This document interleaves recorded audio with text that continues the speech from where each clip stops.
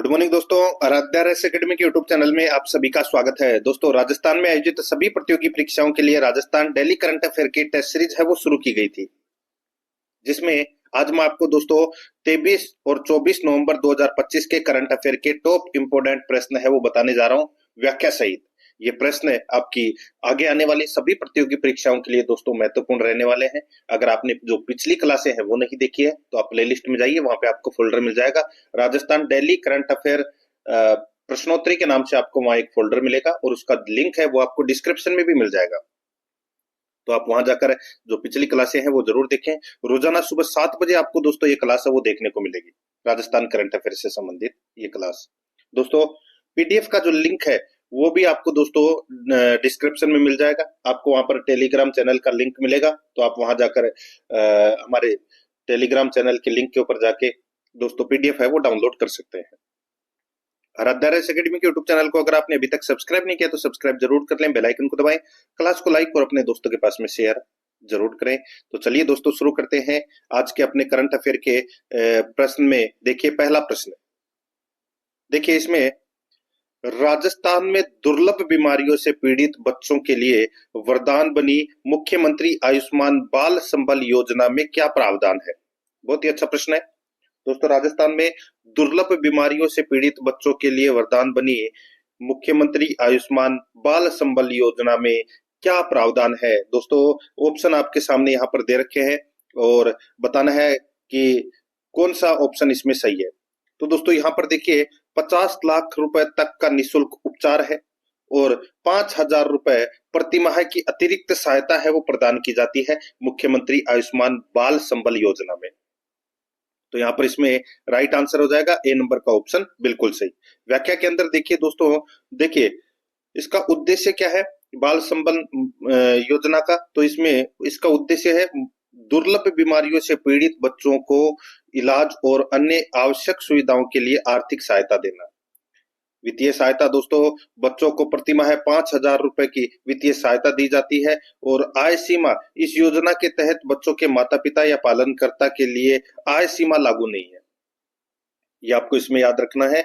मुख्यमंत्री आयुष्मान बाल संबल योजना में 50 लाख रुपए तक का निःशुल्क इलाज और 5,000 रुपए प्रतिमाह की अतिरिक्त सहायता है वो प्रदान की जाती है। आगे देखिए यहाँ पे सेकंड नंबर का प्रश्न है। देखिए हाल ही में राजस्थान में उपराष्ट्रीय पल्स पोलियो अभियान की शुरुआत कब की गई। हाल ही में राजस्थान में उपराष्ट्रीय पल्स पोलियो अभियान की शुरुआत कब की गई। तो यहाँ पर इसका राइट आंसर हो जाएगा वो है 23 नवंबर 2025 को। 23 नवंबर 2025 को उपराष्ट्रीय पल्स पोलियो अभियान की शुरुआत है वो की गई। यहाँ पर ए नंबर का ऑप्शन बिल्कुल सही उत्तर इसमें हो जाएगा। दोस्तों देखिए व्याख्या के अंदर देखिए प्रदेश में उपराष्ट्रीय पल्स पोलियो अभियान 23 नवंबर रविवार को आयोजित किया गया। मुख्यमंत्री श्री भजनलाल शर्मा बच्चों को मुख्यमंत्री आवास पर दवा पिलाकर अभियान का राज्य स्तरीय शुभारंभ किया। अभियान में जन्म से 5 वर्ष तक के 1 करोड़ से अधिक बच्चों को पोलियो प्रतिरक्षक दवा निःशुल्क पिलाई जाएगी और चिकित्सा एवं स्वास्थ्य मंत्री श्री गजेंद्र सिंह खींवसर ने सभी अभिभावकों को अपने 5 वर्ष तक की उम्र के बच्चों को पोलियो रोग से प्रतिरक्षा देने वाली 2 बूंद जिंदगी की नजदीक पोलियो बूथ पर अवश्य पिलाने की अपील की है। उन्होंने बताया है कि भारत में पिछले साल यानी कि पिछले 14 साल में पोलियो का एक भी नया केस दर्ज नहीं किया गया है और भारत को पोलियो मुक्त राष्ट्र घोषित किया जा चुका है। उन्होंने बताया कि पोलियो एक संक्रामक रोग है और पड़ोसी देशों में पोलियो संक्रमण के मामलों को ध्यान में रखकर ही संपूर्ण प्रदेश में पल्स पोलियो अभियान आयोजित कर सभी लक्षित बच्चों को पोलियो प्रतिरक्षक दवा पिलाई गई है। ठीक है, तो 23 नवंबर को ये जो उपराष्ट्रीय पल्स पोलियो अभियान की शुरुआत है वो की गई है। अब देखिए यहाँ पे 3 नंबर का प्रश्न है। हाल ही में आउटलुक ट्रेवलर अवार्ड्स 2025 द्वारा जारी की गई बेस्ट वेडिंग डेस्टिनेशन अवार्ड में राजस्थान के किस जिले को प्रथम स्थान प्राप्त हुआ है। बहुत ही अच्छा प्रश्न है। हाल ही में आउटलुक ट्रेवलर अवार्ड्स 2025 द्वारा जारी की गई बेस्ट वेडिंग डेस्टिनेशन अवार्ड में राजस्थान के किस जिले को प्रथम स्थान प्राप्त हुआ है? तो यहाँ पर इसका राइट आंसर हो जाएगा उदयपुर को दोस्तों ये स्थान है वो प्राप्त हुआ है और ये अवार्ड मिला है उदयपुर को, बेस्ट वेडिंग डेस्टिनेशन अवार्ड। ठीक है, ये आपको इसमें याद रखना है। व्याख्या के अंदर देखिए, जिलों की नगरी उदयपुर ने बेस्ट टूरिज्म में अपने महत्व को एक बार फिर से साबित करते हुए आउटलुक ट्रेवलर अवार्ड 2025 में बेस्ट वेडिंग डेस्टिनेशन का खिताब हासिल किया है। यह अवार्ड शनिवार को नई दिल्ली स्थित हयात रीजेंसी में आयोजित भव्य समारोह में ये घोषित किया गया है और सिक्किम के पर्यटन एवं नागरिक उड्डयन मंत्री टीटी भूटिया द्वारा राजस्थान पर्यटन के अतिरिक्त निर्देशक आनंद त्रिपाठी और संयुक्त निर्देशक सुमिता सारोच को ये अवार्ड है वो प्रदान किया गया है। तो यहाँ पर इसमें राइट आंसर क्या हो जाएगा? Udaipur, best wedding destination Udaipur. ठीक है, आगे देखिए 4 नंबर का प्रश्न है, हाल ही में देश में पहली बार आयोजित हुई 200 किलोमीटर लंबी वेदांता टूर डी थार अंतरराष्ट्रीय साइकिलिंग रेस का आयोजन कहाँ किया गया? दोस्तों बताइए, देखिए यहाँ पे आपको ये फोटो दिखाई दे रही होगी, उसमें आपको ये देखिए नाम दिखाई दे रहा होगा, आपने ये चेहरा है वो किसका है? तो ये अर्जुन राम मेघवाल का है। ठीक है, और ये मंत्री है। अब आपको पता चल गया होगा कहां से है ये, तो ये दोस्तों बीकानेर से है। तो दोस्तों हाल ही में देश में पहली बार आयोजित हुई 200 किलोमीटर लंबी वेदांता टूर डी थार अंतरराष्ट्रीय साइकिलिंग रेस का आयोजन कहाँ किया गया? तो ये नोरंग देसर बीकानेर में किया गया दोस्तों, नोरंग देसर बीकानेर में किया गया। यहाँ पर ए नंबर का ऑप्शन बिल्कुल सही उत्तर हो जाएगा। दोस्तों यहाँ पर देखिए, केंद्रीय कानून मंत्री श्री अर्जुन राम मेघवाल की पहल देश में पहली बार, यानी कि अर्जुन राम मेघवाल की पहल से देश में पहली बार आयोजित हुई 200 किलोमीटर लंबी वेदांता टूर थार डी यानी कि वेदांता टूर डी थार अंतरराष्ट्रीय साइकिलिंग रेस सांसद खेल महोत्सव 2025 के तहत वेदांता टूर डी थार अंतरराष्ट्रीय साइकिलिंग रेस का आयोजन नोरंग देसर में केंद्रीय कानून मंत्री श्री अर्जुन राम मेघवाल ने हरी झंडी दिखाकर इसकी शुरुआत की। अंतरराष्ट्रीय ख्याति प्राप्त टूर डी फ्रांस और टूर डी स्विच की तर्ज पर यह हुआ है, ये भी आपको याद रखना है। जो राजस्थान में दोस्तों ये वेदांता टूर डी थार जो अंतरराष्ट्रीय साइकिलिंग रेस है, ये किसकी तर्ज पर शुरू की गई है? तो दोस्तों टूर डी फ्रांस और टूर डी स्विच की तर्ज पर यह शुरू हुई है। ठीक है, ये आपको इसमें याद रखना है। और इसका जो प्रमुख आयोजन है ये पर्यावरण संरक्षण, कार्बन एमिनेशन और थार सस्टेनेबिलिटी, आरोग्य और खेल पर्यटन विकास से है।